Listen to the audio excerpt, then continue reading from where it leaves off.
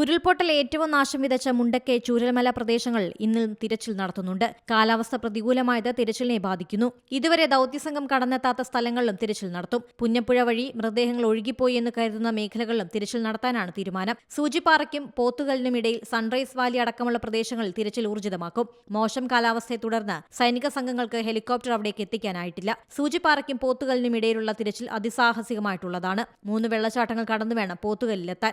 നിലമ്പൂർ, മേപ്പാടി ഡിവിഷനുകൾക്ക് കീഴിലാണ് പ്രദേശങ്ങൾ. വന്യമൃഗങ്ങൾ ധാരാളമായി കാണപ്പെടുന്ന മേഖലയാണിത്. സ്പെഷ്യൽ ഓപ്പറേഷൻ ഗ്രൂപ്പിലെ വിദഗ്ധ പരിശീലനം ലഭിച്ച കമാൻഡോകളും സൈനികരുമാണ് സംഘത്തിലുള്ളത്. തിരുവനന്തപുരം പാങ്ങോട് ക്യാമ്പിലെ ലഫ്റ്റനന്റ് കേണൽ ഋഷി രാധാകൃഷ്ണനാണ് ദൌത്യത്തിന് നേതൃത്വം നൽകുന്നത്.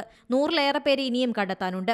ചാലിയാർ പുഴയിൽ നിന്നാണ് കൂടുതൽ മൃതദേഹങ്ങൾ കിട്ടിയത്. 3ാം ഘട്ട തിരച്ചിലാണ് ചാലിയാറിൽ നിന്നും കൂടുതൽ മൃതദേഹങ്ങൾ ലഭിച്ചത്.